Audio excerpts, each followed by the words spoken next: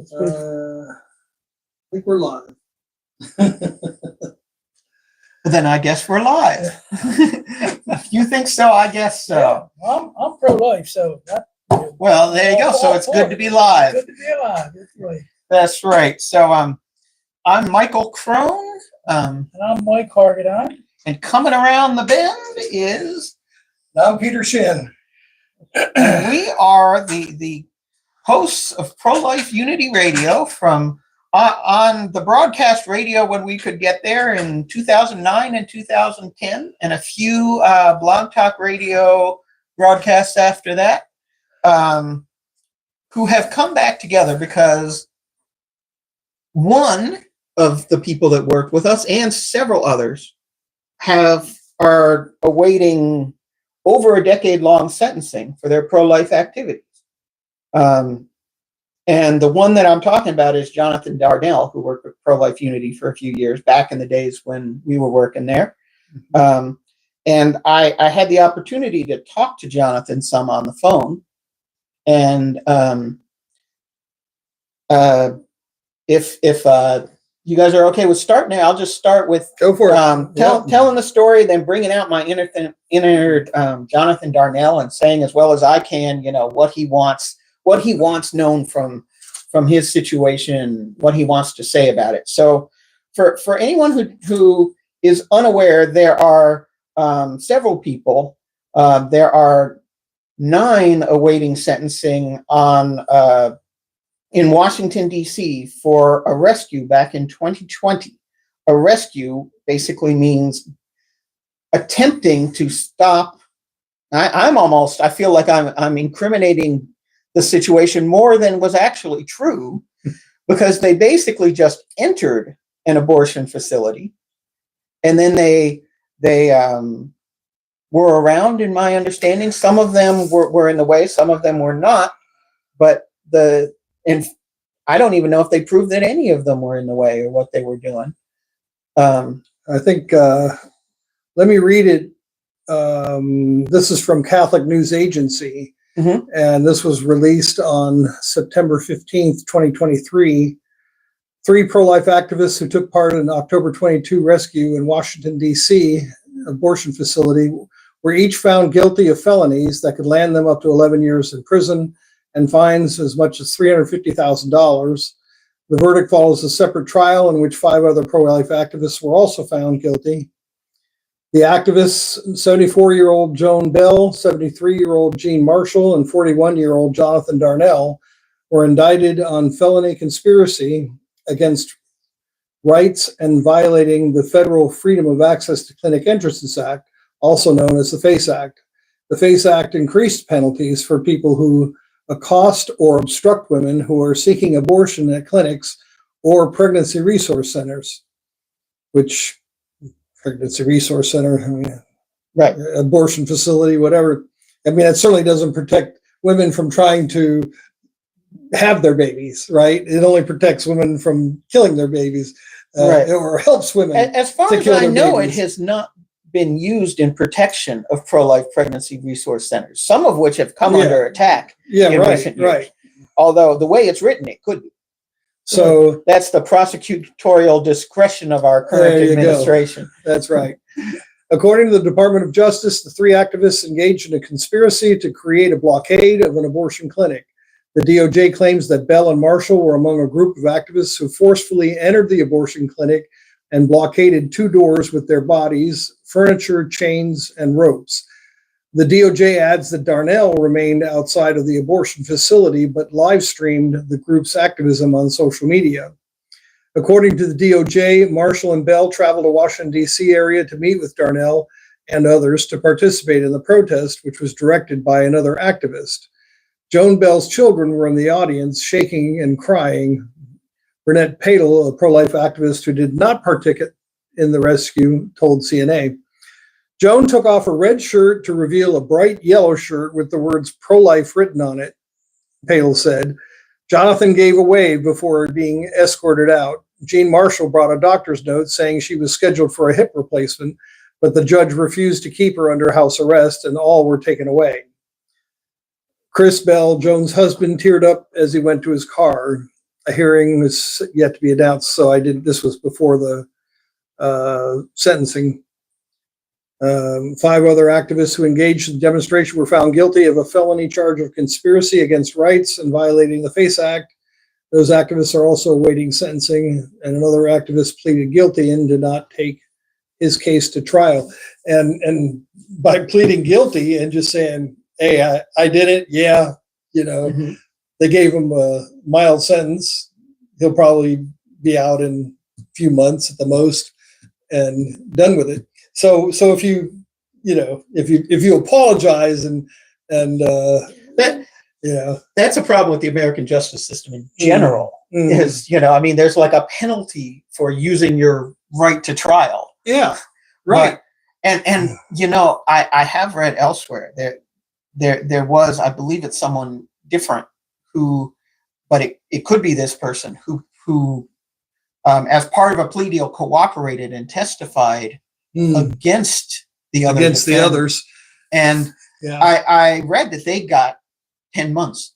So 10 months still is a lot for. Yeah.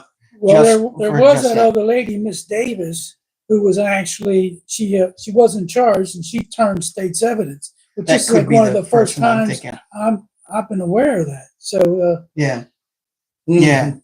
So the basics are, Jonathan Darnell, and I want to point out, is unprecedentedly, this conspiracy against civil rights has never been, by my understanding, and I've read, some of what's been put out there, put against pro-lifers. It's basically a law designed for people intimidating blacks going to the polls in the 1960s, and never been, and that's where 10 years of this is under. Yes. That's where 10 years of this is under. The FACE Act is bad enough, but I believe it's only 1 year and bankrupting fines.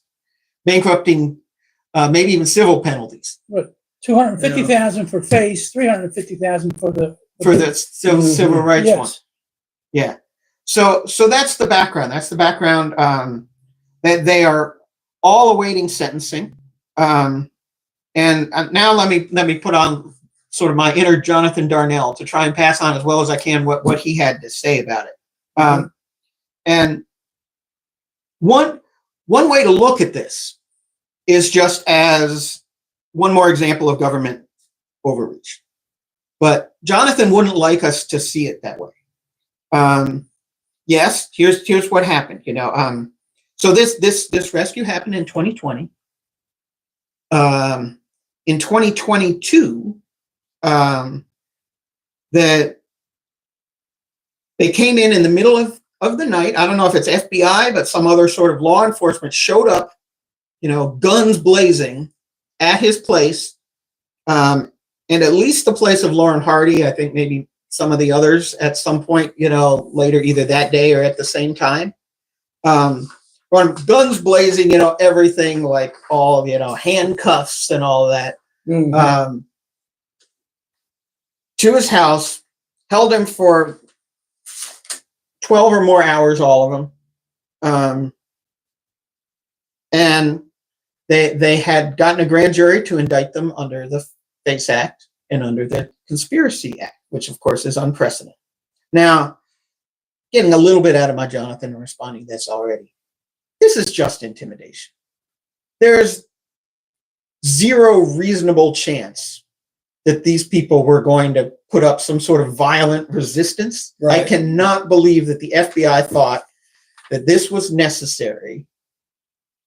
They come in there, guns blazing, to intimidate. They come in there in the middle of the night to intimidate. Okay, keep going. So, can I add to that? Sure. Yeah. Mike corresponded with Jonathan.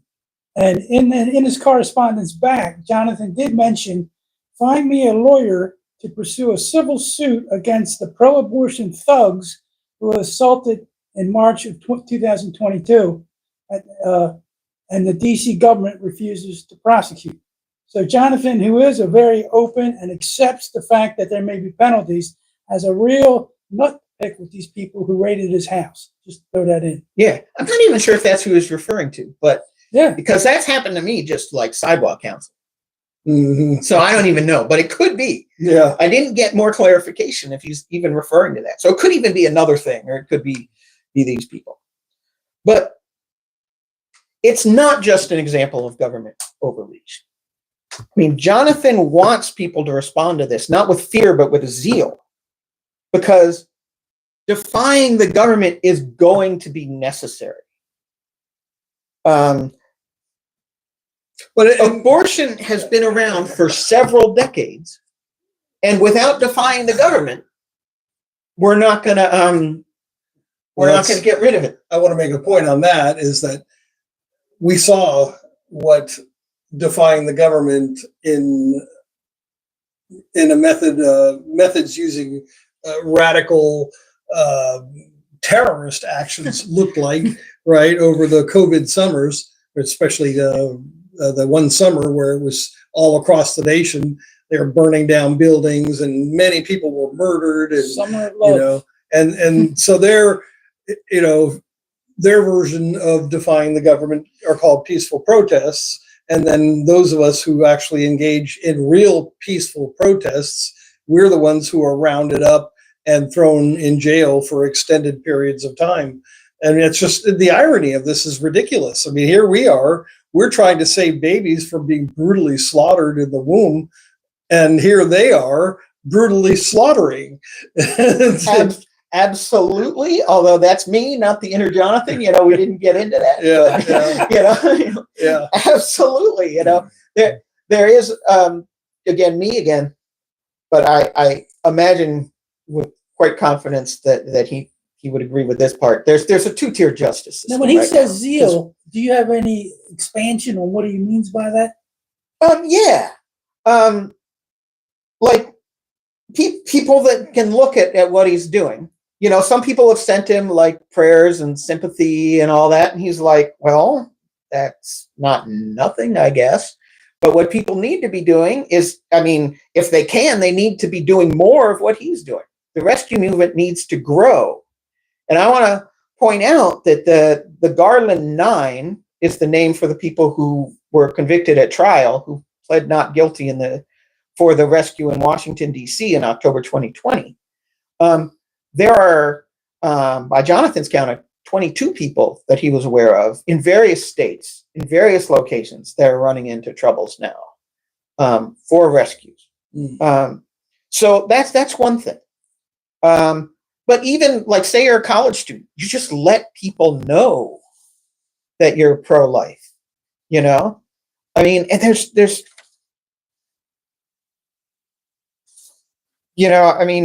yeah. So I may get to where I've written some more down and think of, I think there's maybe one or two other things, but things, what can you do in your situation? And keep in mind, the rescue movement needs to grow. Now that's like, he wants to take this. As long as the FACE Act is there, the rescue movement is not going to grow. People don't want to go to jail. And as a matter of fact, we see what's happening with Jonathan and the others, and we see that as absolute proof that they will throw us in jail. They're not going to say, "Oh, you're a good citizen for trying to rescue those babies." Right. It's going to be the opposite. Right. Well, I got to get out of my inner Jonathan and say yes and no, because I think it could also be, especially as they're doing these, that. And let me get into that a little bit more later. It could be that either the FACE Act gets repealed, or this is not inner Jonathan, but I could easily see this getting overturned on appeal. What they're doing right now, getting overturned. When do they actually do the appeal? After they've been sentenced? I have no knowledge of any appeal currently in the works. Yeah, I don't. And I don't know when an appeal would be eligible, whether it could be done now or the sentencing is on May 15th.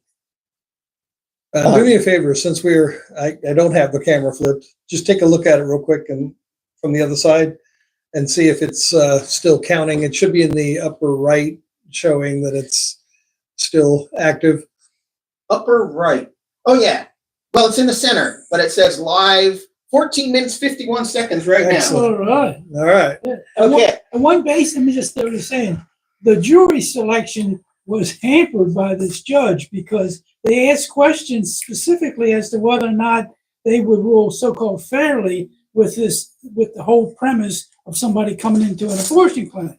And if he answered, "Oh, it'd be fine," that's good. But if you had any kind of pro-life hesitancy, they struck you from the jury. So, and when it came time for Jonathan's attorneys and the rest of the group to pause people or to strike them off because they were obviously pro-abort, the judge left them there. So it's got problems, I think, just on the jury selection. Mhm. Yeah, let me bring. I mean, that fair. Actually, I have a point to make on that, but I have a lot of inner Jonathan. I might fill up the whole thing with inner Jonathan and not get to my own points. That's fine. That's fine. You know, I mean, that's. Go ahead, John. And I also want to point out that Jonathan does not think, and I do not think, that he is guilty of what he is charged with. As far as I understand it, the conspiracy thing that you were saying before, being the FACE Act, is also unprecedented. You know, tying that in, perhaps unprecedented in, and I'm talking about not the conspiracy to civil rights, which is unprecedented, but the idea that he did not block access to the clinic. He did not plan to block access to the clinic. But again, like I was saying earlier, if you're a lookout for the bank robbery, and then let's say the bank robber kills somebody, they'll still apply some of that guilt to you because you're the lookout. You helped it happen. I don't even think they have anything that he was a lookout. He was filming it. Oh yeah, but he wasn't they helping them. considered him As an an active accomplice, participant yeah. because he participated in the conspiracy. He Uh. planned it. They drove there together. So he, you know, everything was set up against him, even if he didn't have this appearance of actually committing a crime. You know, because he was there, because he planned it with them. He was considered part of it, and ultimately. To sidestep a little bit, you talked about the dual justice. You know, I mean, there's no doubt that in America we have a bifurcated justice system. So there's law for Democrats and there's law for Republicans, and you know, too many people don't understand that. And even people who do understand it, the Democrats say, "Well, you deserve it," and the Republicans say, "Well, we may not deserve it, but we know the laws, and we shouldn't violate the laws, even if it's their laws." Well, this is America. This isn't ours or theirs. This is America. And the fact that they've created this criminal justice system that's completely bifurcated, and it allows them to commit countless crimes. And people like Jonathan Darnell, who did nothing, basically, to have to spend any time in jail is ludicrous. And so here we are, across the board, fighting this everywhere. I mean, I don't know if you remember Walter Hoy, but Walter Hoy was protesting in Oakland in front of an abortion facility, abortion mill, as we say. And the owner came out right when the police showed up, and she told the police, "Arrest this man." And it's like, Walter's like, "For what?" You know, she said, "Well, you're within 12 feet of our facility." And he said, "Well, there's no law against that." And she said, "Yes, there is." Well, she made it up. And he arrested him, and he was taken to jail, and he was convicted on a fabricated law just because they wanted to get rid of this guy. And then they offered him that he could get out of jail if he promised to stay a mile away from the abortion mill. And he said, "No, that's okay. Yeah, I'll stay in jail." And the judge is like, I'm giving you a chance here." He's like, "Yeah, I'm not taking it." You know, and he stayed in jail. And I managed to sneak a camera into the jail and interview him in jail. In California? Yeah, in Oakland. So, you know, it showed to show the injustice of what had happened there. And so we're on the other side of this injustice, and, you know, as much as it's illegal, what they're doing is illegal. You know, you can't have a justice system that's for one group of people and not for the other. And they weaponized it to the point that the protection is supposed to be for the pregnancy centers also. But ever since they leaked the Roe decision change, They have 81 attacks on pregnancy centers and 130 attacks on Catholic churches, and the government doesn't seem to be concerned about them at all. Right. They can do anything against us. Yes, exactly. Yep. Yeah. And so here we are. And Okay, now, so, you know, but yeah, that's I want reality. to back to my inner Jonathan. Any police that should not be arresting, you know, I mean, like the police who are pro-life should not be arresting. I mean, the rescuers, even at Red Rose Rescues, and let me stop for a minute and describe, like, a Red Rose rescue is not blocking the clinic. And in fact, that's how, you know, that's why he got involved in 2017. It's why it was going on for at least 3 years until 2020, is because even if you're trespassing, even if you go in, the FACE Act is for obstructing or intimidating. But they say the act of you being there is intimidation. They got close to that in the trial, but that's again getting outside of which is, well, then why would they even need to say intimidation in the law? Yeah, right, right. They certainly don't do that for anybody else who might be even like. I hate to see where they can go with that if they could just decide that just, you know, you being around is intimidation if people don't want you. You're in the same country. There's a lot of homeless people that could end up in jail that way. Right, sure. right. But I don't think anyone's applying. But I want to point out, Red Rose Rescue is basically sidewalk counseling inside the clinic. They go in and people can go in. They can walk past you. They can now. This is all that Jonathan Darnell planned. Well, and just describe the Red Rose Rescue. I mean, so you basically you go into the clinic, and that way you can talk to people while they're in the clinic, but you do not stop people from. Give them a rose. You I give have them no. you give them a rose. That's why it's called the Red Rose Rescue. Where the name comes from. Yeah. I didn't know, but I mean, and I didn't know about this. So they pretend that they're patients. And they get in. And so, you know, a woman, it's easy for a woman to get in. A guy, they'll look at him like, what do you want? Right. A woman, you know, they're assuming the woman's going to have an abortion. But you don't block any areas. Right. You do not block anybody. They just sit down. You do not block anybody. They sit down with all the other women, and then they start talking to them. And they start counseling them, sitting there, and then they hand out the roses and say, you don't have to kill your children.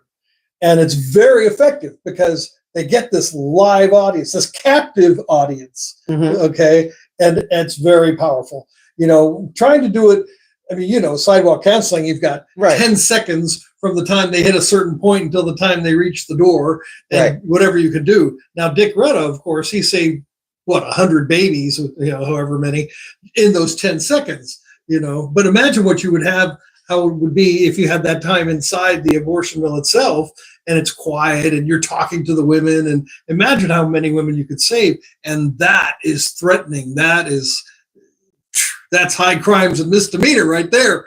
Right. Right. Yep. Being there.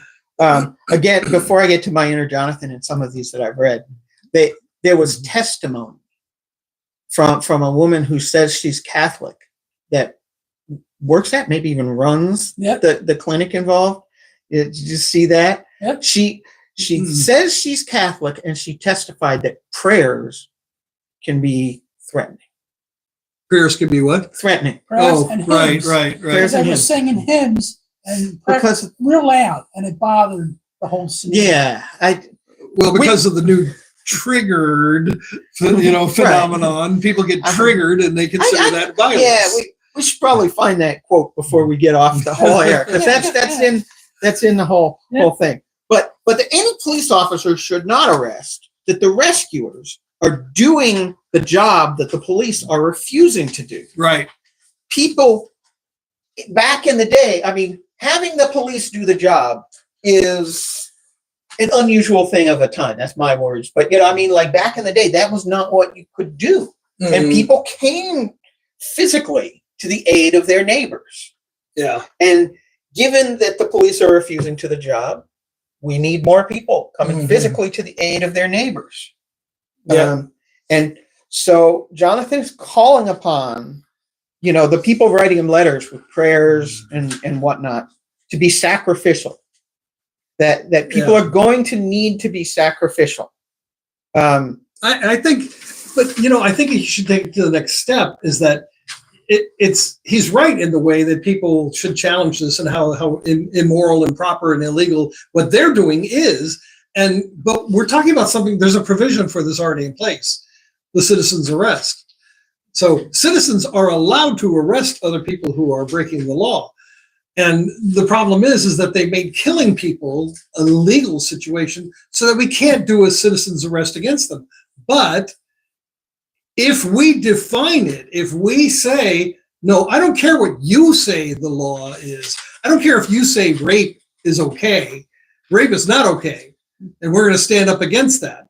And we're going to do something about that. And that's where the states are coming in right now. The states are passing laws saying, okay, finally it's out of the bag, Roe v. Wade, done. So we as a state have a right to say abortion is immoral, it's murder, and we're going to ban it. So we've finally gotten to that point to where we can do that, and it will happen state by state, and we will be able to do what Jonathan is proposing. Right. But of course, the main thing is that in the states that are Republican, in the states that are pro-life, we're going to win that battle. We've already won it in many cases. So it's in the states where the people are against us is where we're going to have the challenge. Oh yeah, right? I think it's I'll get a little bit to that. Okay, go for it. Well, not quite yet, because but I want to say, so Jonathan has said, I don't think I could physically walk around a free man in a country that's killing babies if going to jail is what happens if you try and save it. I think that's my best paraphrase of where this is going, and people need to take more of this upon themselves, that we cannot outsource. We're trying to outsource to our politicians, and it's not working. And if we try and out, we can't just say, oh, it's got to outsource to the politicians, to do it. And also related to his suffering, the threat of suffering makes people cowards, but actual suffering makes people brave. And I forget who he was quoting. I think it was another pro-life activist, but I didn't put down in my notes and I think that's true.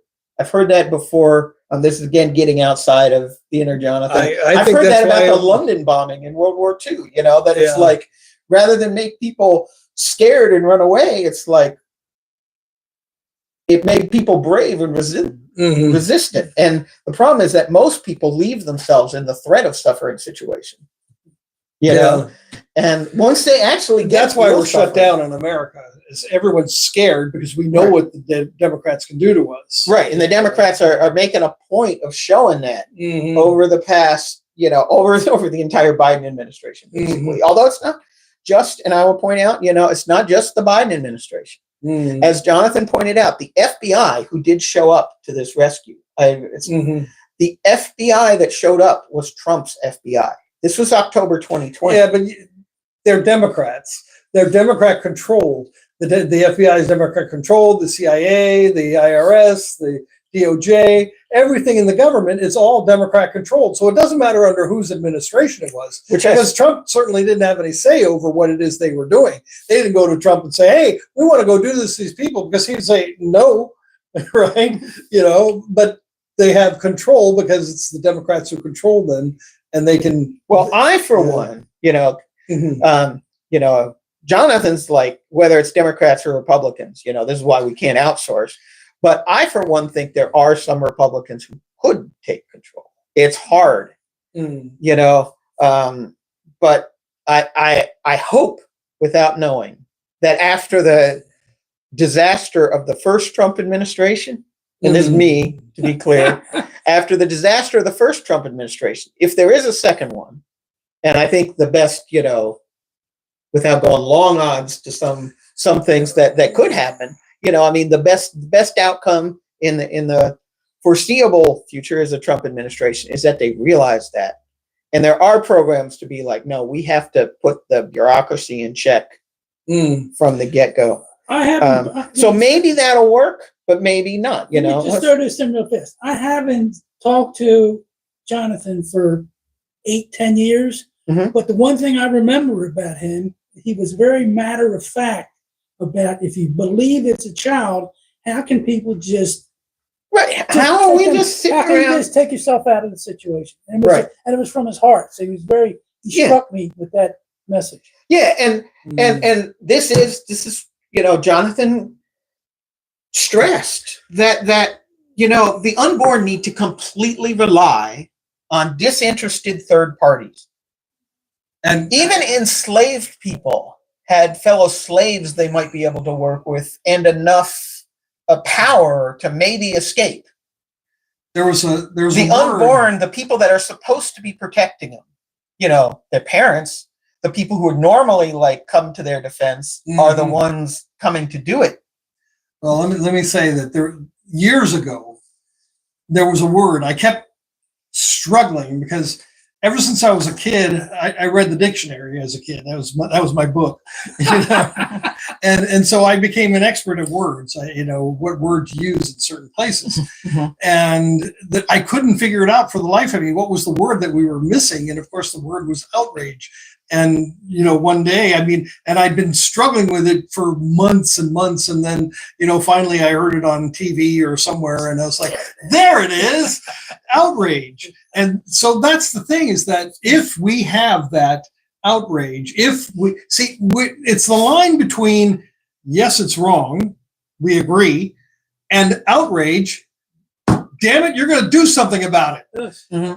Outrage. There's a difference between... That's the zeal he's talking about. The zeal is outrage. Yeah. And so how do you teach outrage? The Democrats have shut us down by making us scared. Look at with my situation, they shut down my pro-life unity group on Facebook, 5,000 friends, 35 groups and pages, and they just rubber stamp, shut it down. I was gone forever. And wouldn't answer any of my appeals or anything. That was just the one group. YouTube, this channel, they demonetized me, because I was talking about saving babies. Nope, can't do that. That's against the Roe v. Wade says that's a right. And so they demonetized me. That was 15 years ago that they demonetized me. You should have some outrage. I have outrage, but that's the thing, is that what Jonathan's saying is, where is your outrage, to the people? Yes. And that's what I taught him when he came to me all those years ago. He got out of the military and he came to me and he said, I want to get into the movement. And I said, I'll bring you in and I'll teach you, and that's one of the things that I taught, was how the lack of outrage, the lack of anger at the situation was why the situation continues. And so, but here's the difficulty though with that, is that some of us have the outrage, some of us are angry, not to the point of violence, so don't even go there.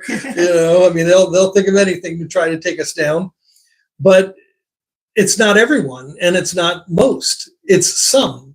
So some, look at the people who go to the abortion mills. You're talking 300,000 people at the most around the entire country of 340 million people, only 350,000 people. So 1% actually go out to the abortion mills and try to help women who are going in there to kill their babies.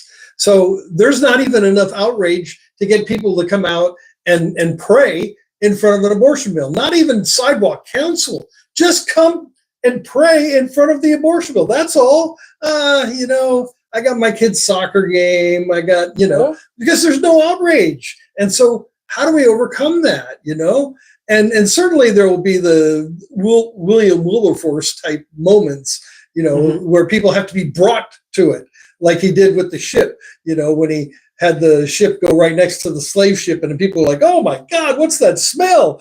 Yeah, that's what slaves smell like, the death of them dying and everything. And so he was able to punch people in the face with the reality of what the slave trade was all about, And of course we can't do that. And you talked about something about it being possibly retribution for the 5. I did, but Jonathan says it was not. Yeah, but Jonathan he says, doesn't know. He does actually, because he has access to the grand jury. Yeah. And it turns out, so it was the day that the 5 were obtained by. Okay, so let's back up a little bit and mention the 5. The 5 are Teresa Bukovac and Lauren Hardy are mostly associated with PAAU, Progressive Anti-Abortion Uprising, and Teresa Bukovac is running for the Democratic nomination for president. I'll give her the plug for that. They went to go sidewalk counseling at the Planned Parenthood clinic in Washington, D.C., and it turned out it was closed. So they decided to go to Washington Surgery Center, which is a different pregnancy termination clinic. Yeah, right. We go with they weren't allowed to say abortion at the trial. Somehow I was reminded of that and being like, oh, what can I say? And so they went to a different pregnancy termination clinic, and it just so happened there was a man packing up boxes. And packing up boxes, this is available on PPAU's website. I printed it off, and read it in preparation for this. The guy's packing up boxes, and one of them just asked a question. I forget even whether it was the guy packing up, of what's in the boxes. And it turns out the guy doesn't know. They're like, it's dead babies. He's like, what? And they said, well, do you mind if we take one? So they took one of the boxes. And there's a lot more to this in about calling, I think, a priest and stuff like that, but get funerals and stuff, because they actually the guy asked, "What are you going to do if we give him to you?" And they said, "We're going to give him a funeral and a proper burial," which has happened to 110 out of the 115. Because if I skip forward a little bit, when they opened it up, 5 of them of the 115 that were in there were quite late term, and 3 of them look like they were probably delivered alive. Which would be a crime even in Washington, D.C. Right. And so they contacted a lawyer to contact the D.C., whoever you contact in the D.C. government, to be like, this happened. And they came and they picked up from Teresa's house the 5 corpses that they had. People, 5 dead people. Right. And they have done nothing with them. Right. Now, in fact, later, they're fighting to get autopsies done on them. Right, they're fighting to even get autopsies done. Yeah, they want to wait till and this is from someone that is on video from over a decade ago, coming pretty close to admitting that that. Yeah, he brings people alive. He says, yeah, we wouldn't save them. We wouldn't rescue them like you're supposed to do. Right. So that's the 5. Now it just turns out they had already impaneled a grand jury the day that the 5 were found, or whatever you want to say, with the other 110. So it's not like the 115. It really was right that day. The grand jury. Not sure which one was actually first, but it was the same day the grand jury came back with an indictment. So I had, it did seem he had said in his correspondence with me, it was 5 days later, and I went immediately to, this isn't even about the 2020 rescue. But I've been corrected on that, which is why, it actually turns out, no, they were already doing it. The timing is just coincidental. And in fact, later that day, I believe it was, or at least quite quickly afterwards, I don't know if they say specifically, they did the whole same thing to Lauren Hardy's residence after they had basically, had what sounds like a nice encounter with the DC authorities for them to come pick up the 5. They come pick up the 5, and then later it's the whole thing over here with the...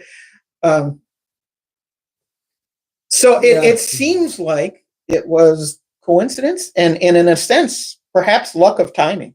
Mhm. You know, if that had come in a little sooner, the 115, I want to call them the 115. I know they go with justice for 5 because that's what's actually against DC law, Right. is maybe even only 3 out of the 5, but no one's really investigated to figure out. Mhm. But all 115, Mhm. you know, you're like, what's going on? There's a box of 115 dead people, you know, and it's no wonder this guy was like, I don't want, Crazy. what? Yeah. Mhm. Yeah. So, but yeah, to get back to that, Jonathan was saying, you're like, for every one word he can say to try and bring people into the movement, they get 100 words from people, like even in their church, who are like, and they're like, you know, there's other ministry you should be doing and whatever on abortion that people are, and he was frustrated with that, and he said one thing he hasn't done to see if it gets more people involved is go to prison. Mhm.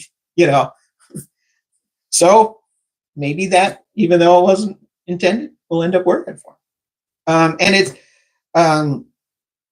you know, as he points out, you know, as all these different things happen, abortion is murder under both parties. Abortion is murder the whole time of COVID, when there's this whole thing about, you know, having to put on masks, having to get the vaccine. There was still abortions coming on. Mhm. You know, when 9/11 happened, 3,000 people died. And then the next day, 3,000 people died from abortion. Mhm. All the wars, you know, however unjust, abortion is going on while all this is going on. And Yep. maybe him being in prison, it's the thing that hasn't happened before, you know, in terms of getting people involved. Yeah. So on another note, you know, some people have said that, you know, maybe Donald Trump will pardon them. And Maybe. Jonathan says it has to be a full pardon. They need to fire those involved Mhm. in his prosecution. Mhm. You know, and they got to get rid of the FACE Act. And another reminder that, you know, I mean, 3 huge things. this is Donald Trump's FBI. Well, you know, And we can have the argument again about whether it's possible for him to take over. But I you know, certainly hope that, you know, somebody can. And I think somewhere in the long term,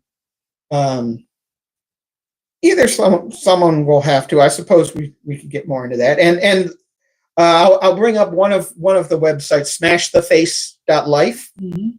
is the website for you can sign. There's a letter, you know, you can have sent. There is a bill being proposed, you know, To get rid of the FACE get Act. rid of the FACE Act. Mhm. Needs to happen. Right.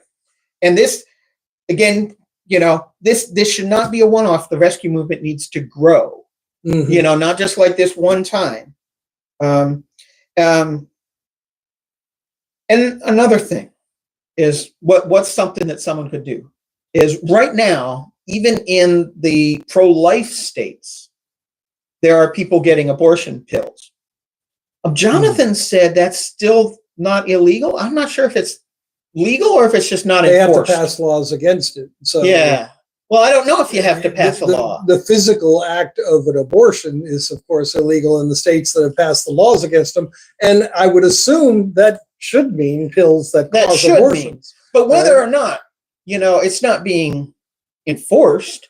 Yeah. And even in a county, you know, I mean, a sheriff in a county Mhm. where even the state is saying, you know, that the abortion is okay. If we all get behind our Should sheriffs, enforce, yes. constitutional sheriffs, And he can do said so much. exactly I that, agree. because I they're agree. going to come with the arrest ban for that sheriff, and the Mhm. locals need to coalesce around the sheriff. Sure. Mhm. So yeah, and I don't know if I mentioned, but Matt Walsh interviewed, I think it was not one of these 9, but others of the 22, another Mhm. one of the 22. And it's come out in the past week. Mhm. You know, there's an interview with one of the rescuers. You have to check it out. Yeah, that's out there. I don't remember the name of the rescuers.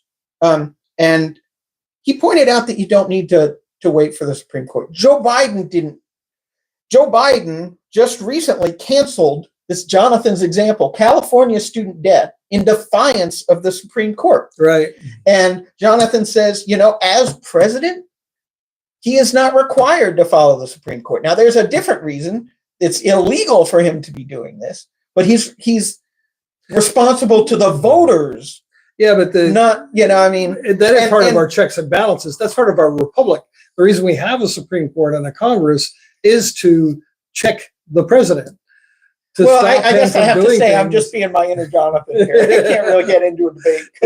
Their job is to stop the president from doing things illegal, and the checks and balances of the executive, legislative, and judicial branches. They're all supposed to work in harmony, not one saying to the others, "I don't care what you say. I'm going to do what I want to do." That's just not the way our republic works. But I would say my inner Jonathan says that the president is not subject to the Supreme Court. My me says the presidents don't act like they're subject to the Supreme Court except when they want to. Yeah. Or, I mean, at least not strongly. They do everything they can to get around it and around Congress. And then, if they get a slap on the wrist, they just do it again with a slightly different wording to see if that'll work. But anyway, we need to take ownership and not wait for a politician. Yeah. Well, for me, yeah. Sorry, go ahead. No, just that we can't wait for politicians. Yeah. And it's going to be hard. The murderous society needs to be either defeated or reformed. And those are both hard. They're both possible, but they're both hard. Oh, yeah. When I first started, for a very brief history, my girlfriend in Germany was forced to have an abortion by her parents. So that was how I got into this. So I've been in the pro-life movement since 1977. So a very long time. And I've been arguing this argument for that time, and if that wouldn't have happened, who knows, I might have wound up to be a liberal Democrat.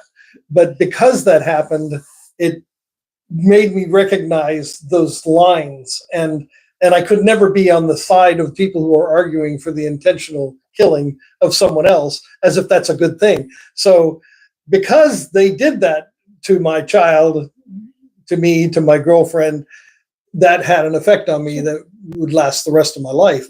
And Jonathan's hoping that his imprisonment and all these other people that is unjust has an effect on us. Yeah. That we in turn.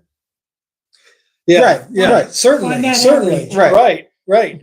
And, when I first started out, it was just having the conversation with people, people on the street, which I still do to this day, everywhere I go. It's like someone told me one time, it's like, you always figure out a way to wiggle abortion into the topic, don't you? I can't help it. It's just there. You leave an opening, I jump in. Yeah. And so that's the thing, is that, we have to find those openings in our conversations. But again, of course, there's just a limited number of us that do it. So that's why, Pro-Life Unity originally was, how can we help you? That was my motto. How can I help you? And it was, the funny thing was that everybody that I approached back then, they thought I wanted to take from them. They thought I wanted their lists. They thought I wanted, from them. And I was like, I don't want anything. I'm doing everything I'm doing for free. How do I get funded? God helps me. He pays my bills. That's my reality. That's how I made it. And I would tell people, there are things that we can do to help each other. And I tried to organize meetings along those lines. But I'll tell you what, the difficulty in all of this is that people aren't used to that kind of bringing, coalescing, bringing people together like that. And I had so much opposition, so much, people that are pushing back. I'm like, what are you pushing back against? All I'm saying is, can I help you? Can we help all of each other work together? So imagine here I am in the middle of our Christian and pro-life organizations trying to bring us together. And there was so much, you even got pushback. From ministers, didn't you? Didn't you have a special program that was for churches? Oh yeah. Cherish Life Ministries is a call to the church. And I did the spin-off of Cherish Life Ministries. And that was when I allowed Jonathan to become the president of Pro-Life Unity. And I was telling him, look, you keep going to the streets on this stuff because we need to do that. But I'm going to do another thing over here that's going to bring that together with the church. We really need to communicate with the church, because who are the people who are coming out to the abortion mills in the first place? Christians, not atheists. Sorry, now, you know that as well as I do. Well, there's a few. But there's a few. Yeah. There's a few. So a few out of hundreds of thousands of Christians Right. who are out there. And so I was looking at, well, what's the low-hanging fruit here? Right. Because that's what you want to go after when you're trying to do something. You don't try to go for the few, you try to go for the masses so that you get more of a response. Well, it's hard enough to go for the masses. It was hard enough to get people to recognize what was going on, in the churches. And the trouble is, many of the churches have collapsed, like the Catholic Church. The quote that you were looking for, the woman's name was Smith. Her name is... That's actually a pseudonym. They were protecting her identity. What, right? Yeah. Tina Smith. She professes to be Catholic, like Joe Biden says, I'm Catholic. They allowed her testimony. They wouldn't allow a lot of other testimonies that the pro-lifers wanted. Okay. It says, I'm Catholic. I've been Catholic all my life. I showed him my rosary. I told him, this is my rosary. And I showed him my medal of my patron saint, Our Lady of the Sorrows. Now, for somebody to come out like that and profess to be Catholic, the bishops used to just jump up and down and would excommunicate them publicly right there, but no more. They roll over. It's just like, so I think they got dirt on the church. That's my own. But even later down, she's the one testifying that prayers can be threatening. Yes, she does. Right. One of the things that I ran across, going across America, talking to the pastors, talking to the churches, congregations, I would meet with pastors directly, face to face. And here's something that I told all the pastors. I said, okay, pastor, you're standing there. A woman comes up to you. She's got her 10-year-old daughter. And suddenly she turns, grabs her daughter's neck and starts strangling her.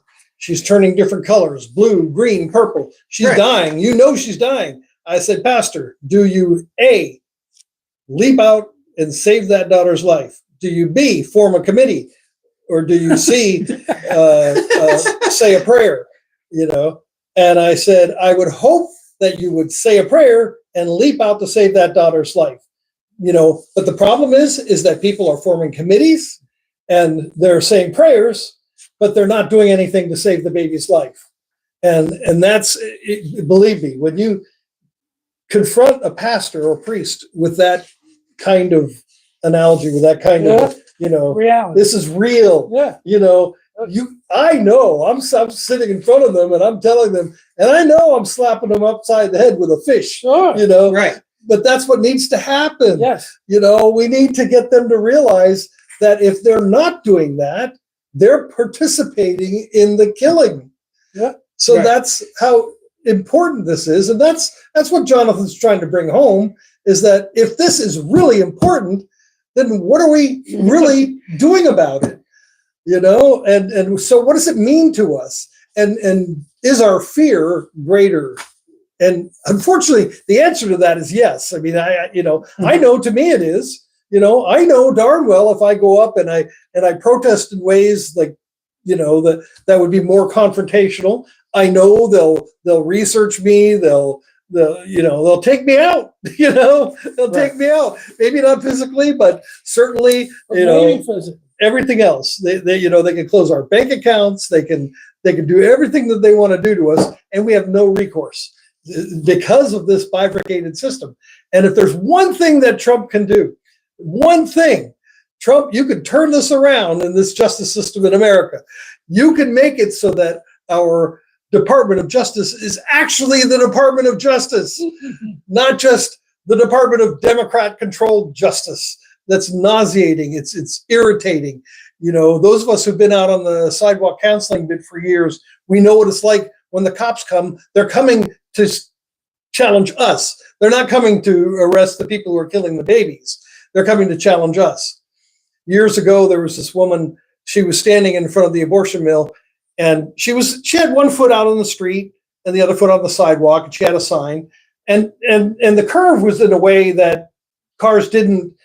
She wasn't in the way of cars. They would just pass, by anyway, because the curve went like that, and she was on the inside of the curve. Well, this guy comes by. He swerves toward her, and then swerves away, pretending to hit her. Okay. I've been hit at low speed sidewalk counseling. And Not that- hurt at all. And that's the thing. But, you That's know. what they do. So when and I arrived a minute later, and everybody was excited. The pro-life people who were there were all excited about it. And I said, "Well, did you call the cops?" She's like, "No. What are they going to do?" And I was like, "Well, I know, but you got to call the cops anyway." We did, and they You did know? nothing. Now, admittedly, there the setup was they had an entranceway, so Yes. you were actually in like it's sort of like the little bit where it crosses over the sidewalk. I mean, I was in that because I'm trying to walk up to the car, Yeah. but I was not like in the path of the car. But They like made it the same path, thing happened to and they hit me at low with speed. Jack Ames down here at the, in the clinic down there that does all the abortions. Right. Swerved at me, went back out, and the Mhm. guy got out of his car and started walking up towards us. And luckily, there was a cop there. So, in fairness to the cops, that cop walked him back, put him in his car, and had a long talk with him, cooled him down. Yeah. But And I Pulled think them down. that group had a number of instances. That is actually the only one I'm aware of, although I have in other times. It's other, it's like assault of no long-term harm is what's happening. Nothing that had any like 30 seconds later, anything, and I've had some of those, but they did have someone, like they had a bunch of pictures of aborted fetuses and stuff that they kept in the back of the van. And one time when I wasn't there, someone threw an acid bomb into the back of the van to destroy the posters and stuff like that. And the local newspaper wrote it up as if they didn't say anything false, but to imply as if the target was the clinic. Like there was Yeah, they changed it. right. Well, they just said it happened. I mean, she was parked right on the street, like the clinic was there. It Yeah. had its own parking lot, but she was parked, just on the street outside an abortion clinic. There was a small Right. bomb, blah blah blah. Everything was true, and completely twisted to mislead the public. They didn't do nearly as much as that back then. That was like 20 years ago. But now they do a lot of that. But for the abortion clinic, they do that. Right. Well, in this case with Anna, the cops showed up and then they didn't even come to us. They went to the person who did it worked at the abortion mill. So he swerved at her, then he went around the block and then he parked. So like I say, the cops came in and they parked in the abortion mill parking lot. The guy came out, we could see him talking to the guy, and then the cops left. Didn't talk to us. So I called the police station. I said, "What's going on?" I called the cops, and the cops came and didn't even talk to us. And the woman says, "Well, he got what he needed." It's like, that's not it. That's not how law works. Right. I called the cops. You have them come back right now and talk to us because we're the ones filing the complaint. I don't give a rat's ass what the abortion bill says happened. We're the ones who are filing the complaint. And she says, "Oh, well, I'll see what I can do. We'll see when they can come back." And all day, hours, 5 hours went by, nothing. I kept calling like every hour. "Yeah, I'm sorry, they're busy. They've got so much to do." And, they already came out there. And, she just kept trying to pull that on me. And so then finally, at the end of the day, they show up. And I'm standing there with my camera and they're saying, "Stop filming, please." And I'm like, I have a right to film. We're on a public sidewalk. And it's my legal right to film what's going on here. And they're trying to tell me repeatedly, that's how cops operate with this stuff, that I'm the one breaking the law now, And then finally they tell Anna, I was like, "Oh, come over here with me." And so they take her to where I couldn't go onto the Planned Parenthood. So they take one of your group onto the Planned Parenthood parking lot to get so that I couldn't. So you couldn't follow, film, right? But they'll take her there. But she could file a report. She could. Well, no. What they told her was that it was her fault for having her foot out in the street, even though he swerved and pretended to hit her. So that's basically what happened to me. But that's wrong. Even if you're standing in the middle of the street, if a person turns towards you intentionally in an act of pretend violence, that's illegal, but they turn it on us and they say, "Well, you committed the crime. I'm sorry, there's nothing we can do about this. You're the wrong one in this picture here." I mean, so that's how it wound up, But anyway, we were talking about what can people do, right? Mhm. And that's definitely the biggest challenge. And the first thing I did with Pro Life Unity was we did the monthly call for life, and every month we would go out to the Supreme Court. And we would stand there with signs, and we would talk to people about the right to life issues. And we did that for a couple of years.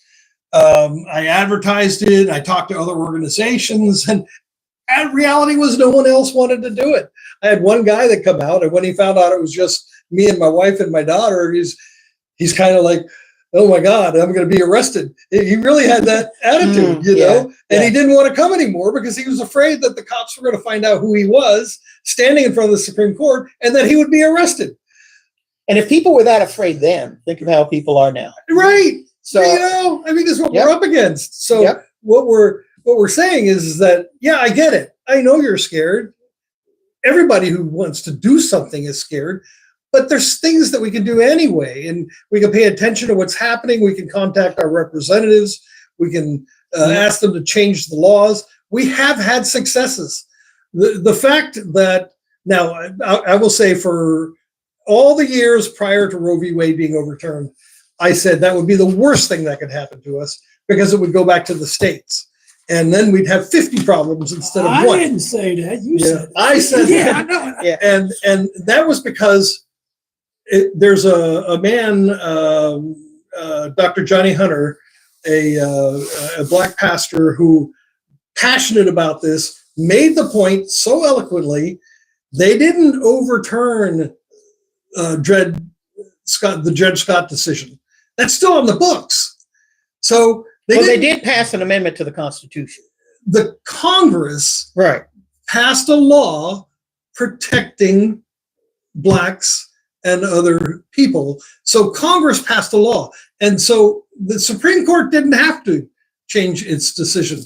And Roe v. Wade did not have to come to an end. And that was the point that Dr. Johnny Hunter makes, is that we didn't have to get rid of Roe v. Wade. Congress could have stepped up and they could have passed a law protecting human life, They still could. They still could. And it's actually already there. That's, I think, the 14th Amendment. Right. It's in the 14th Amendment. It says that Congress can pass laws to, in fact, you could take this whole thing, conspiracy to, block someone of their civil rights that Jonathan is found guilty of. And anybody, participating in planning an abortion with someone else could be found guilty of that, because the right to life is in the 14th Amendment to the Constitution. Right. Not that I expect that. I don't even expect that to happen, like, as part of getting rid of abortion. But you could. It's already there in our Declaration of Independence. We have the right to life, liberty, and pursuit of happiness. Right. So the very first right that our founding fathers said, you have the right to life. What the heck? Given that they got the second one wrong for so long, I'm not shocked that they have the first one wrong now. People are like that. It just doesn't make any sense, One of the other things that Jonathan suggested is if he asked that we could find a media manager or social media manager to keep his story alive and obtain interviews and publish statements. So he really wants to get the word out and to create some support. So if anybody out there has that kind of skill, then contact us and we'll get you on to Jonathan and maybe you can help out. Yeah, keeping this story alive is critical. It's not just for those people, it's for all of us who want to get involved in this. And I think if we can just figure out how to ignite 1% of the passion in the people, that we can take. I'd like to get Teresa Bakovenac on here, because, I'm not a progressive, but one thing about that PAAU, I've met them because through secular pro-life, which I met through our radio show, I've gotten in the habit. There's this little small event, just like this past time, it was at 11 o'clock before, like, the speakers at noon on the mall. Mhm. At 11 o'clock at one of the intersections, just like a couple blocks from the mall, there's Mhm. this little small event put on by, I think, Rehumanize, but it's got all the island. It's the entire island of misfit pro-lifers there. Mhm. So I met a lot of the PAAU people, and there is a lot of passion. Mhm. There's a lot of passion in the progressives, Yeah. you know. Yeah. And I would love to see the progressives involved. I'm not sure. Teresa Bukovac is calling for a national ban on abortion. Mhm. I'm not sure who else running for president is. She's running under what party? Democrats.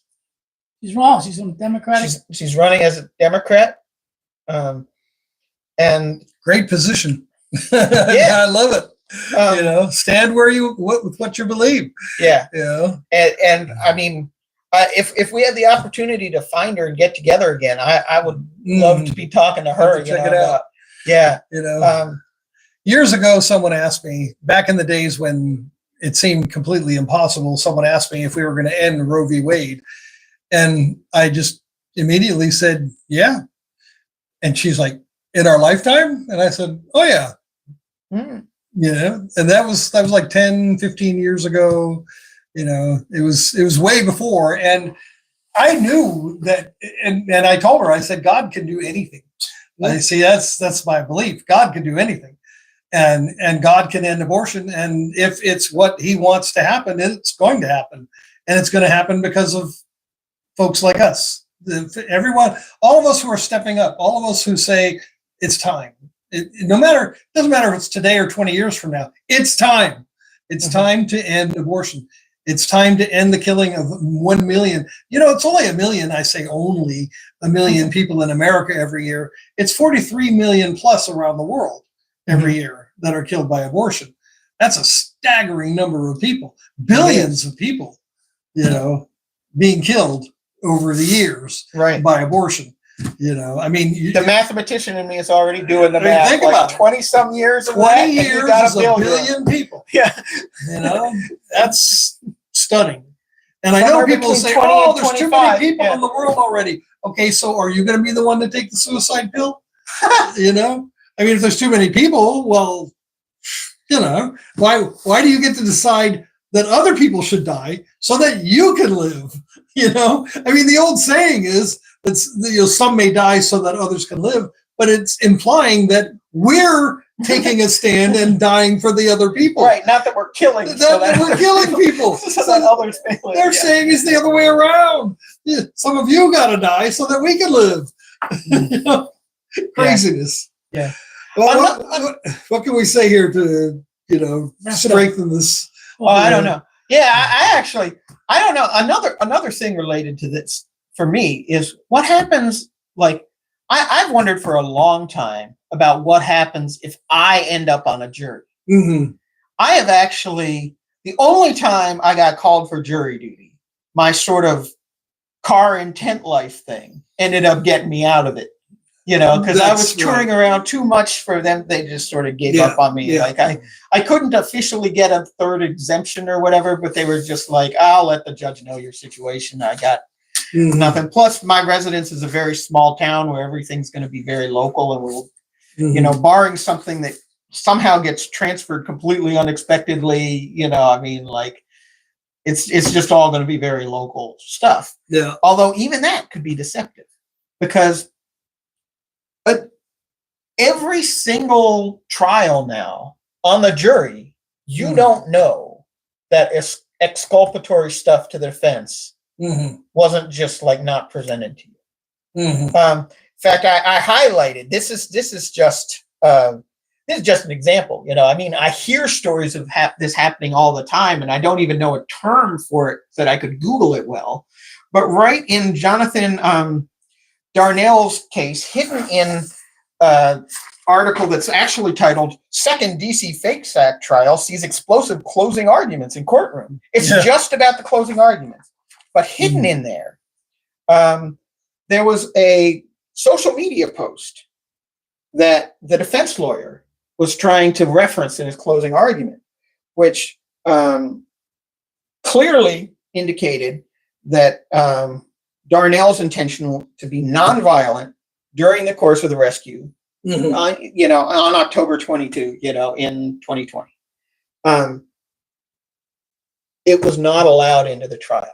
The only reason it even came up in closing arguments is the prosecution had accidentally included it in like a preliminary thing of Mhm. evidence Hmm. before they redacted it out. Presumably they had his whole social media stuff, except for the stuff they decided to redact out. Yeah. But because it was preliminary, the defense argued that it was actually admitted into evidence and he could reference it. Mhm. Turns out the judge ruled that no, it wasn't actually officially admitted and he could not reference it. Hmm. So there's this whole procedural thing, and hidden in there, like in plain sight, is there was something exculpatory, and that's just ordinary. Hmm. If it weren't for like a procedural mistake / almost just mistake, depending on whether the judge is covering up or just, Yeah. really doing, and there's plenty else to say that the judge really, was on one side of this, Mhm. but Could you explain exculpatory just for anybody? exculpatory, it means stuff that would show, help show the defense as innocent, the defendant as innocent. So there's this post, there's something that can help the defendant, and the court say no, you can't even mention it. Hard to believe, isn't it? And this is not the first case I've heard of that happening. I Mhm. don't know a term for it, so I don't have Mm. I couldn't Google it. I was actually trying to Google it. I think actually before I found out, wait, there's one right in this case, because if I am a juror Mhm. on, I don't know, any case, it seems reasonable to doubt that I have gotten everything that would be exculpatory towards the defendant. That there might be something that it's just reasonable to think that our system will just keep something for you. Yeah. If I were to be literal about reasonable doubt, it might be, or if the jury were to understand the situation, be literal about reasonable doubt, might be no one could get convicted. Mhm. I mean, we might get, that could get us to the anarchy we're already getting to.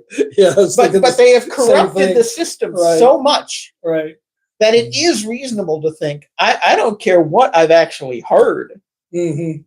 There could be something. But see, then we get back into this bifurcated justice. One judge that might Mhm. not allow something that's in the case of a pro-lifer might totally allow it in the case of a pro-abort. Right. So, we have a system that is against us. And it can be Yeah. as Oh, yeah. basic as Constitution. If you go into a courtroom and try to argue the Constitution, most judges won't allow it. They'll throw you out. Oh yeah. So the whole thing is gone. There you go. Right. You That's can't right. ask Yeah. the jury isn't You might be empowered anymore outside the to camera do there. to this Constitution. There was someone talking from over there. He's getting too relaxed and now, yeah. And I want to point out another thing. The jury had to say in the voir dire that they would be fair. Mm. Does that mean that they have to correct for bias of the court? Because here in this case is a court that would not allow the defense to use the word abortion because she thought it was prejudicial. Yeah, Because they're worried about nullification. This judge was so worried about nullification that she told them that they couldn't judge abortion on its face. They had to just judge whether or not this clinic But they was couldn't effective. even say that they couldn't use the word abortion to describe the what was process, the happening. procedure. Contrast that with the prosecution witness. This is the one that they turned. That they gave 10 months in prison in order to go, because they're basically they have to show conspiracy. So they have to show Right. that they planned in advance or whatever. So they bring this person who is, of course, super motivated to lie, even if it's false, because this is only going to work. Yeah. I believe it's a guy. If he says, he calls the group a cult. He says that he is That was sort of. Davis. No That kidding. was Carolyn Davis. Was that Davis? That I was thought Davis. that right. And Now I'm just saying the word abortion is prejudicial, right? If you use the word abortion, that's prejudicial. You think the word cult isn't prejudicial. Yeah, exactly. You don't think you could just say I that their thinking is wrong or whatever. You have to say it's a cult, Right. and you get to do that. Now, Surprised I they didn't say the word terrorist. I think the only way that it's going to like work is if they just allow everyone to use whatever words they think. Mm-hmm. Are you trying to find the cult quote? Yeah, there she is, Carolyn Davis.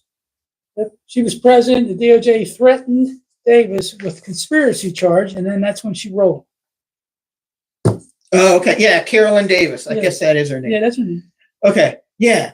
And she calls the group. She's in fact the only, according to one thing, I believe the only place where they actually use the word abortion, because as a prosecution witness, she's apparently able to use the word, which is kind of weird in and of itself to describe how she thought about things, but she cult. That's not prejudicial. That's wild. And I can't imagine a solution other than, we just stop this thing where the judges say you can't use these words to describe this thing. Just like anything else. If someone comes up on the stand, if someone comes and cross-examines them, they can basically make it out where like, so what you said means like this right. Other thing, like you're using this word. Like if someone gets up there and say, yeah, that guy Martin Luther King, well, he's a criminal. Technically true. Someone can cross-examine and be like, okay, so you're saying he's a criminal. What sort of crime are we talking about here? Are we talking about, like some murder or right?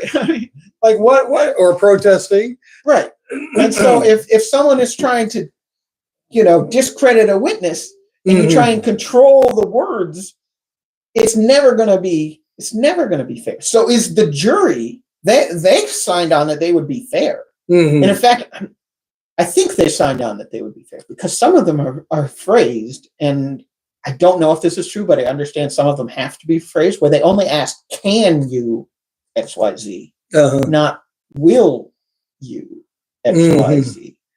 And so, but I believe in the case of being fair, they actually had to say, but they could have just been asked, "Can you be fair?" Right. And it's kind of funny, I don't think like a lawyer enough. And it's just someone who told me that may depend on the jurisdiction and whatever, it might be some state courts and not the whole federal system or whatever. But some of them, they're not actually allowed to ask you, will you? That's wild. They can just ask, can you? Right. But, the jurors mostly don't recognize the distinction. Yeah. But let's say they actually said, you promised to be fair. When you filled out that thing, probably under penalty of perjury, even though you were just, to be on the jury or whatever. Well, you just said you'd be fair. If the court is unfair, you still have to be fair. Right. You have to correct for that. Yeah, it's wild. Yeah. So where can we leave this? What's our parting message, let's say, for people out there? And I don't know if you have an opportunity for show notes. I know the link to where you can contact the 9, the Garland 9. So we could put that in the show notes. Well, that's the first point, the Garland 9. So you can look that up. What's the link? Let me find it. It's not in his thing. It's actually the thing James sent to me and how I contacted Jonathan in the first place. There were 3 websites that he wanted to put. Okay, yeah, put those first. This is different. Smashtheface.life. Smashtheface.life. Yeah, that's the one against the Face Act. Okay. J45, that's the big letter J, FOR, the number 5.com. That's for the babies that they found at the abortion clinic. And the other one is defytyrants.com. DEFY tyrants, TYRANTS.com. All Love it. That's great. J for 5 is about the 5 that we were talking about. Smash the face. The 5 large babies that were in bags, and also the 110 that were in cups. No, the smash the face is the bill to repeal the Face Act. And defy tyrants is about local sheriffs and having local sheriffs similar to the doctrine they may even say on that website, the doctrine of the lesser magistrate. Yeah, You yeah, know, that's one. that's what defy tyrants is. Yes. The one I was thinking about, it has the contact information for these 9, or maybe it's just the 8, because I know one is in house arrest due to poor health. And it's from LifeSite News, www.lifesitenews.com. It's got a lot of articles there. That's like a big aggregation. But how to send letters, money to pro-lifers jailed for FACE Act violation on LifeSite News. Look at Great. that article. Yeah. And that would be a wonderful way to contact those people. And I wish I knew Teresa Bukovinax, because I know that's another one that Jonathan said to help. I wish I knew her website. I think it's something like Teresa 2024 or something like that. I'm Yeah, going to be able to find look it up. Yeah. And we have Pro-Life Unity. We still have our main Facebook group. So that has about 4,500 people on it. So at least the group itself never got deleted.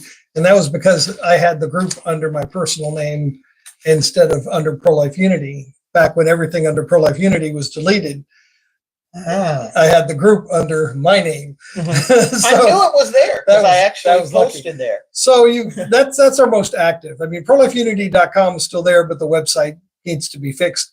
That was fun. Yeah, Cherish Life Ministries is still up. Lots of information there. Then, of course, petershinn.com, SHINN. I do have fairly regular updates, lots of interviews. And, we've got almost 600 videos right now. Interviews and shows and events and all kinds of things. And this is another one that adds to it. I think it brings us up to 568 or something like that. So, we're going to keep going and get the word out there. Right. So we're going to definitely put something up there on Facebook about this, and we should try to keep up the information. Like the old saying goes, "Don't try, do." Right. So there is no try. I don't know. I don't even know how to talk like Yoda. Yeah. So we'll get more information out there about this. So hopefully this thing still ran until the end. I don't know if it goes. I'll go check. Yeah, I don't know if it goes past there. I'm sorry? Potty? Still straight back. And you're still on. All right, good deal. All right, well, say goodbye, Mike. Goodbye. Goodbye, Mike. Might as well hit stop. Hit the X. Okay, that's it. We're wrapping it up here and get involved, be involved. It's There's there an you go. X. Yes, that's it. Okay.